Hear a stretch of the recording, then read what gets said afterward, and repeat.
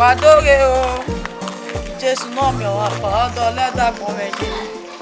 Wani not realistic. Ebi na gbe you know. Iwe ni do come away. Eyin yan fun egbe. Ero nu e. Mommy ji o. Tena mommy ji onu kin ato ohun na. Olowo we. Eyin yan fun egbe go ero. Egu ero. Eyin yan fun egbe ni ula o. Wa mi se heaven. Da emi nu gi bata nu jo.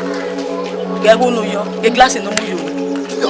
Run doni eyin yan fun egbe be ro nu we. O we kan mi se heaven ni. Oni me. Mo ma mo gbese ni an. Emi ni we lo na ri lu e na. Tena eyin yan fun egbe go ero. Ubi ajo na yi. Upono. Me God. Ibata na. Ena. Ubi amu ya ona. Glasses. Wu wejo na. Emi ni wejo ya ri lu e na. Mato. Run doni eyin yan fun egbe ro nu e. Ene fi gbe ni me. E fire na you. The church is where you. Church. Church gba le down. Church of Benin. Olugbe. Bati pasu. No. Ga po when. O ma any pastor wa. When na your church o ma any pastor we. Any of egbe ro nu e. That even you go miss am. You no go make heaven. Wa mi heaven ni wo am miss e. Awo. Me miss. Age. Mommy ji o. E de gbe ti me. Mommy ji o. Wo miss. Oni me. Yes. Oni me. Wo miss e. We ya na me ibu e go run da. Wo miss. Where they lao. Me la heaven. Yes. Me ga gbon we. Yeah. We ya na. Ai me na ya wa kian me metiti e bonu we. We you don spoil na. Okay. I'm your telo. I'm your anola Mommy ji o. Where miss e. When aka ma we church no egbe pancake, uwe pancake, o kin agbe wa realistic uri elulu. U akia, u ye 30, u ya moda fere, eyan fo egbe ro nu e. Eyan fo egbe ni we be la u be bia, u be sikeva, you no go make heaven. No even think am. Eyan fo egbe ro nu e. When u akia u ye ehu nekere, u umune tele we no fia fun suvonisa. Ofia se ma ma se we we no fia suboni sa na make na abego ni sa we nu ya mu ni pe awoe eyan fo gbe ero nu e we ka e wi fo na dereki akama we we ma o e fire na you dey look me e fire age me ba e afa dey talk na you no dey hear wo e breast tube we go we ban wa yewu advice onisa we advice onisa who can be tell tera rishe e cannot so ese o ma se we uwe ni aka bo fa e na dege abafo ni san we eyan po egbe ro be dere wa mi se wa mi o who can ma we mo mi ti o je wa mi se eyan po egbe ro wa we ni we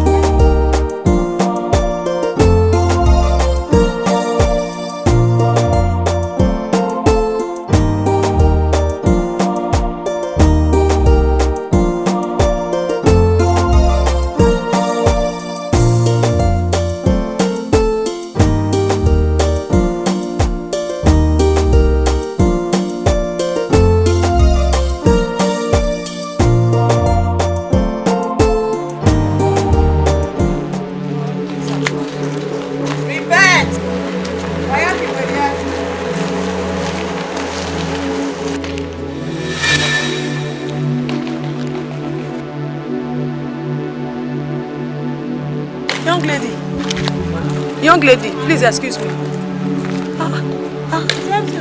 Yes. Jesus. Sorry. You have father and mother in the house? Yes, I have. Now ask you for the call. No. I dey come from toilet. Why you dressed like this? You're dressed like this now. How am I dressed? So what you dey wear now? What I wear? If you're dressed like this, don't make heaven. You are the one that will not make heaven. Are you an agent of the devil? Yes. Agent of the devil. And who are you? Repent, for the kingdom of God is at hand. And then you have to repent. You repent. You will not make heaven like this. Look at your lap now. You want to kill the children of men? Who do you want to kill?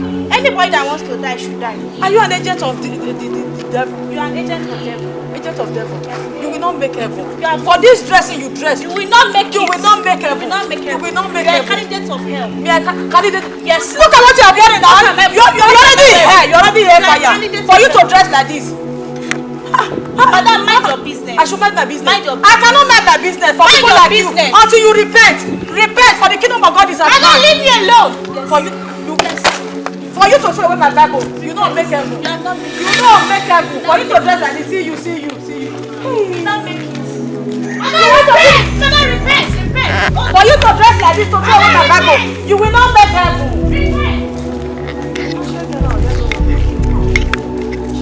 Jesus have mercy.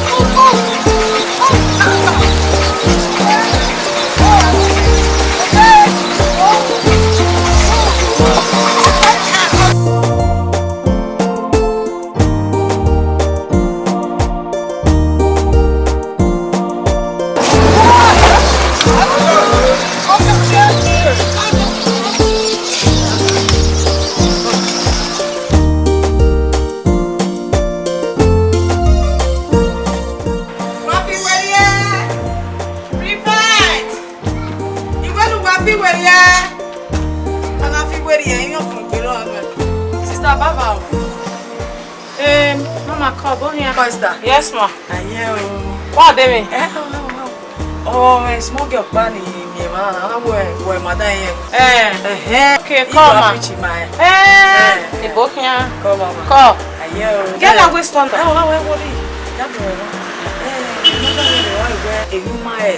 Taking phone where moving now. Take a baby makeup. Oh, no, and your food bear on a fire. Oh, no, you're married now. You walk up on the way. Store and then worry in a yam. Mutia, who will be a store. This is a gap we stone there. Not a customer. Madam, why? You have a human head, no, na. Are you mine? Keke we call we mu you na. Keke make up. Ya say agbabi mi on we view you na. You for gbe ro nu. You for. Matter. Fire street. Na mo ni do come out. No do me say heaven. We go there no go this. Do we ta sister to? Oh, worry. Well, let we move for you. Maybe ti dey very money ah. Say we repent ne. I mean, who ya pio ya me na. We mu you na. You for gbe ro nu. Fire street. You for gbe. Who me ti make careful with you. I don't know where ya go na we go ma no mere re go to. O ma no wa me gbe re ya go. We bu mi ade so where. Ni e gi mu egbe. Eri kan ya gbe di mama we dey pass we dey pre go wear red gown blue attire. Since last year we came with me ana. Ni me mo gbe na egbe me mo. Egbe we mu na. Eni bia babo, ina gbe go bia te o ti an we gbera. Ime we what ne ya na bia so. It is all about time. Or where my people perish for lack of knowledge. Men we won na uma o see no na we who wa repent. Or better say very well. Ekita omo na ye we say no nya, who wa talking am. Men ya feel mata Na wo le no. o better yi. Ina we no repent. I go for gbero onu. The way life chance so nobody make life chance. I know you man here. I don't make up you now. You go me self. And you Mother, let me tell you so we are one the trust no we get there because I am we na. Ko we che we le mo na tama me wo wa bu mi ati store me. Wo do atama me na ya live life me. E ma go no the Bible ka what the money again why when I no again we na ku e wa che ne ku o. O sa to ga ta we na on the tree the always we are red. And that do it. That means once a 1 year we take back to no. Pass it. any better na where you. Madam move. Say no buy beer. Go Customer me repent that dey go ya ari mo. Wa repent e go for gbe wa lie. Madam. Go me na. We are. Yes, I love one. You were here. Poverty o se mi no fun o.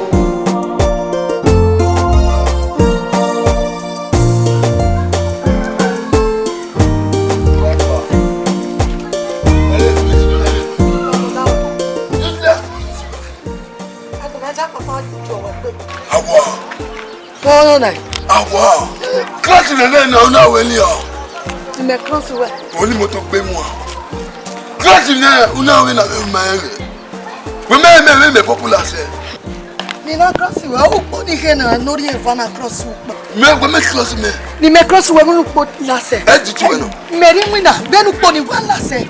Me do ri wo bo. Okay, ga va na we ma ke fupo. Mo to na gbeli me va. Me fe ko.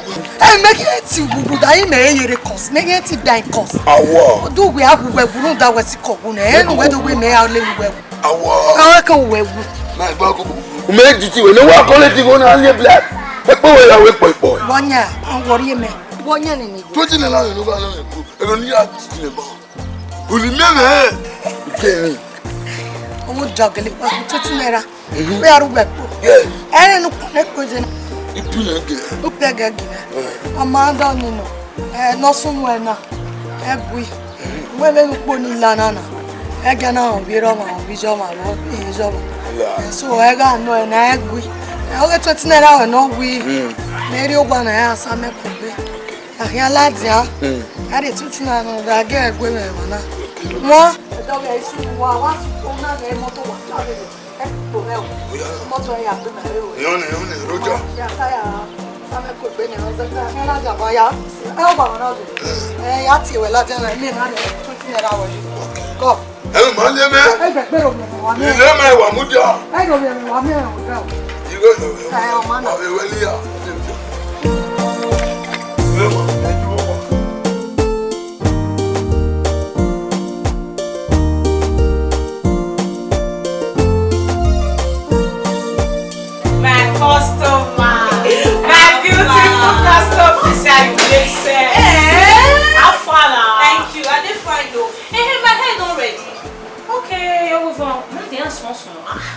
I won't go one party like this by weekend. Are you serious? What they do this party so now one big as a man everywhere. Really? This weekend. Hey! I too go believe you. No, I need my help very urgently. 2 hours time, just come. I get a treat like 3 weeks now. You're at the journal. You just come, just. Yeah, before you don't give me better money. Mama, if I come back, I'll do you well. I believe you, I believe you. Later, I beg my customer, they suffer you. Because they say now, guys were outside, say it don't make sense again. What's happened to outside? Who did they kill and they kill? Who did they use and they use? They don't feel. I came to this life to enjoy. Nah, so they not see how that leg can do you anything, oh my customer. No wahala. Go work the money, come. Nothing to you. Yeah. 2 hours time, you come carry the Okay, go ahead. Get like 3 on the way they treat, I'll add the 100 now. Okay. But then, Thank you, ma. good market. Same way.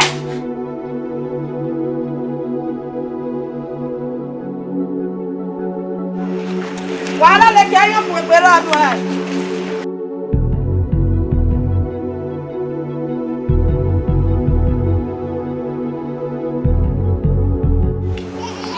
Wàhálà lu òkú ẹ̀yọ̀ fún ìgbéró ọdún ẹ̀. Ọmọ kàwé náà yà lálẹ́ kí àwọ̀ ẹ̀yọ̀ fún ìgbéró ọdún ẹ̀. Wà fi wèyọ́ náà ẹ̀ pòlísì náà rí ebra ẹ̀yọ̀ fún ìgbéró ọdún ẹ̀. Madame, l'arrêt. Nous connaissons mieux mes policiers. Oh, il faut que les policiers n'ont pas de Ẹ má dìbò ẹjọ́ jùlọ. oh, t'as mais non, madame. Wọ́n ní ilé máa wẹ̀rẹ̀ ebra. Il faut que les policiers. No make heaven. Ah, vous, it's not for you. Omi ní ìwọ̀n orí ebra. I met you when I was not for you. We are the pastor. Uporu ya no makia. Uweta mema we. Ẹ̀yin fún me gba bian. Ẹ̀yin fún me gba. Wọ́n náà ẹ̀ pòlísì náà fúra ẹ̀tọ́ ẹ̀yọ̀ fún ìgbéró ọdún ẹ̀. O baba Gio. Aboke pastor ki. Evangelist ki. Etisonet ki. O ti shiki abego. U ya ro mi ta doge no to tage. Ẹ̀yin fún me gba. Wọlé pẹ̀tà. Who make heaven? When no man betrasa. Ruda. Osimegwe. Onem nu wegwa lo. Nu do gbogbo pe osanaga. Ege to we. Ni right. O wa gbe fún. Elene o wa fún egbon wa be wegbe. Yen we wa ni gbale to bo pa elene. Ẹ̀yin fún egbe ẹ̀rọ nu. Ẹ̀yin fún egbe ẹ̀rọ. You can never go to heaven. Change, repent. Ẹ̀yin fún egbe. O se mo na ti de breza gba. Repent. Guy, e breza wa ma gba de breza gbo. No ya mo. Repent. Wa ko le le wo kian. Una rí alálẹ̀ kí ẹ̀yọ̀ fún ìgbéró ọdún ẹ̀. Padà lọ re. O gbe. E ja we lọ. Lọ re.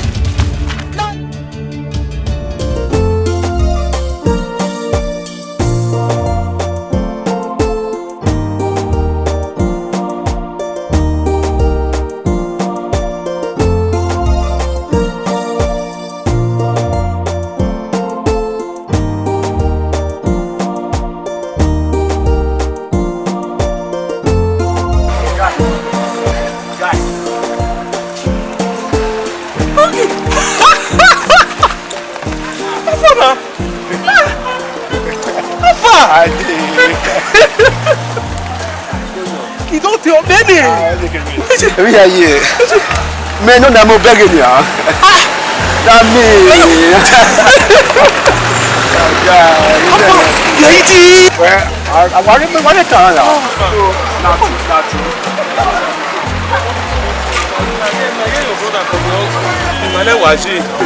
He was who was doing it where we also with you. And then we do our regular back in the avenue. This is where you also, right? What to do, my brother? Any right? The way to survive, you know, it's so same every time, my brother. Okay. Oh, now we're survivor.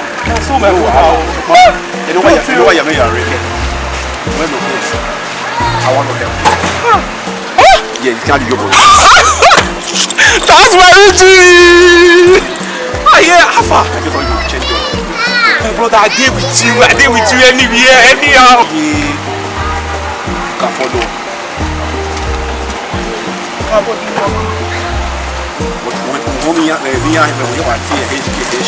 Okay, yes. You just you want. You are my boys. We are winning. And I want you to go to Yes, old time's sake. I can do it for a stranger. What about it? That's We're going back halfway. Hey, now. Halfway.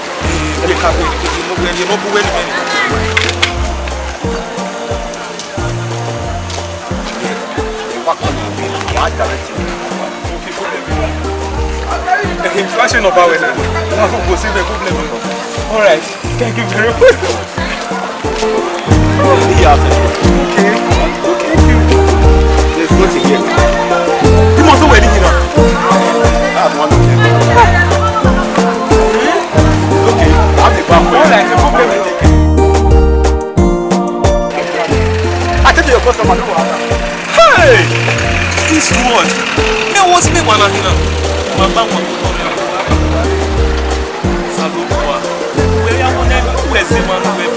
àbí.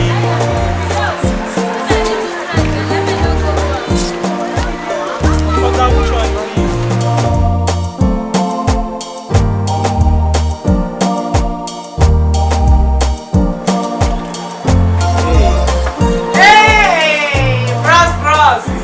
Oh yes,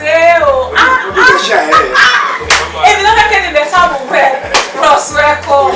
You wear it. I like your black, it's shiny. Thank I you. swear. Bro, see you're living for Joshua, not be slow. Take it black, we know what shine. I swear. Bros, we will see you. When if you're soapy, man,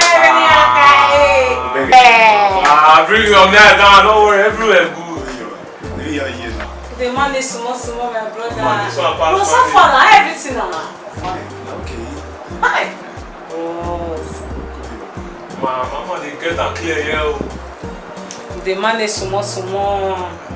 When I see the letter, the rich person hand. Don't worry, Mama, bring your man down. My shaman can't see you, so bring your man down. You know what I mean?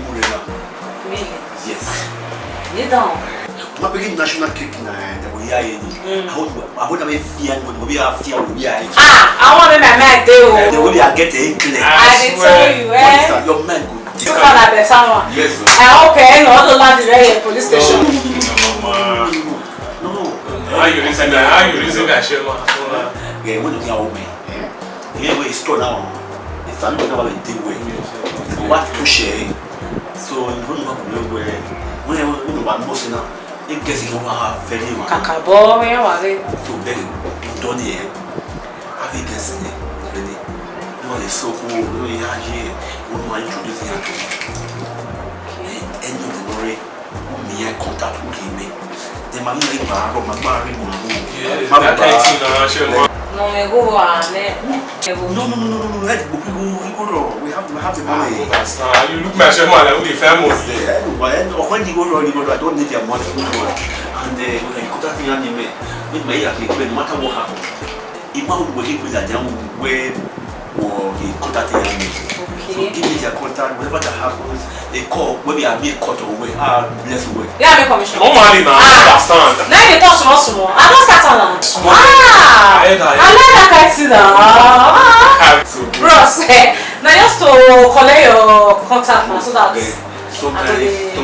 Anyone know that sometimes I will send my boy to go give you money on that side, and they are transferring with your account. no wahala, bros.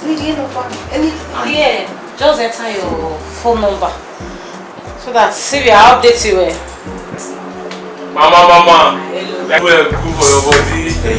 I just need your update. That's it, no wahala, bros. No wahala, When you go smile. no wahala, bros. Shaking bros, hello. Welcome. Mama, I believe you there. No more.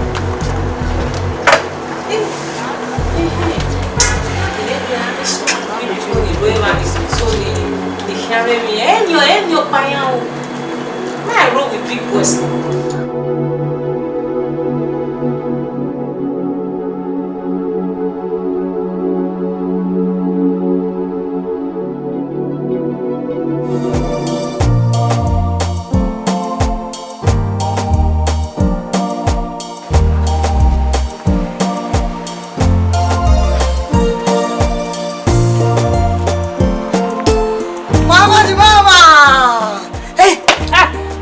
What is it?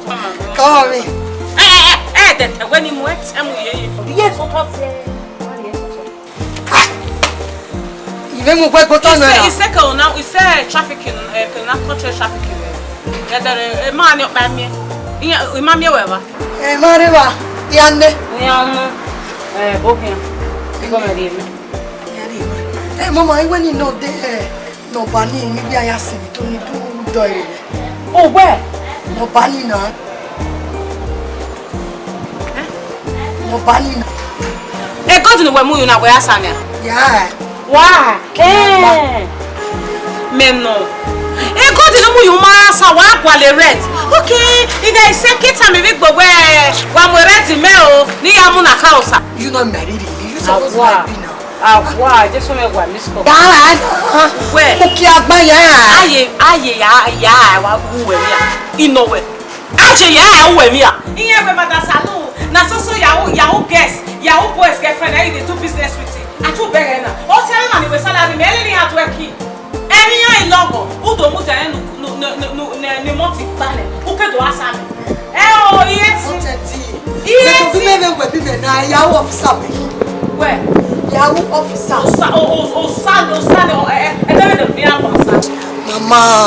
Mama, you know understand. See, me na. Mujani know where my boyfriend. I me no be date e pon mare nu gbeje. No we gbe mu na na ruda kwa je mi ko ma o. Wa an bi shuwa my egwe. Mama, no worry, me go pay you. Me asan we.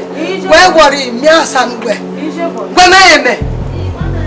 Oh, wa ke na bi atalo sa we. Oni ma we me e le nu we run da o sa gboma Itale me no ogbo.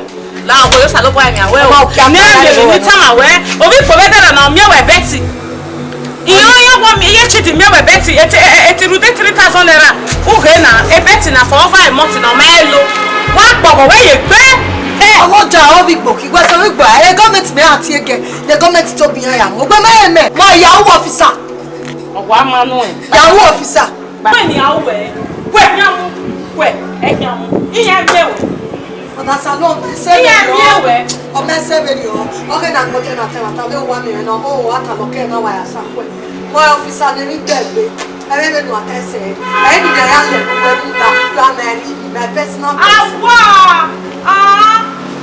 Salon ba me gwa miss call na ka o say my personal person. O sa gbo me tele mo si. E salon ni o lawe. O yo ma popular. E salon ni o lawe. E salon ni. Ego! Ni ku etiyan. La jamana. Ya. Stephy. Ukwe. Estoma ke ni yo sa ni je na ka o sala. O le gbele si o me kun le. Akian me. Tore. E ba.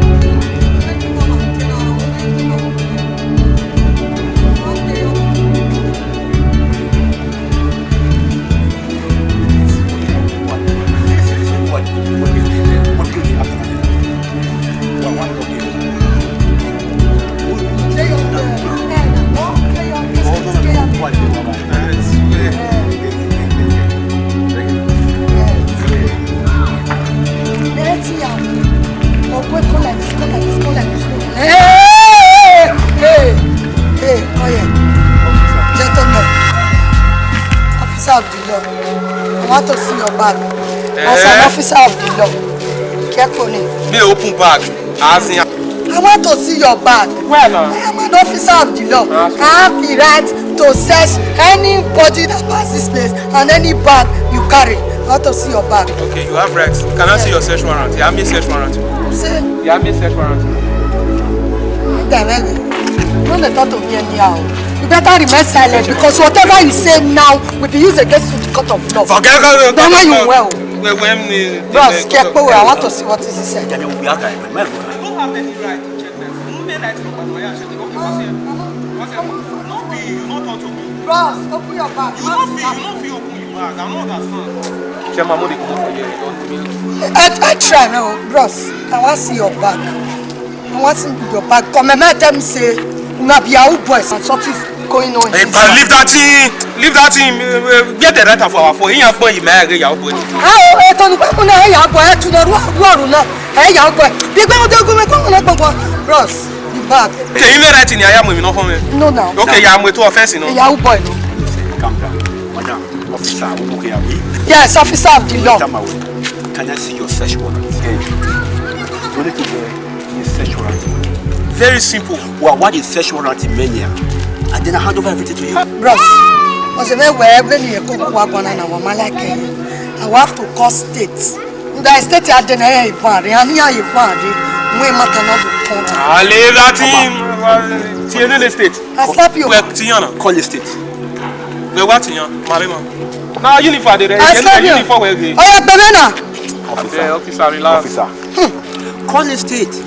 Gama see that back. Officer, you don't get anything where you want to talk. Now you'll be the truth. See, officer, from today go reach tomorrow. Call state, call the full Nigeria, call Buhari, call anybody.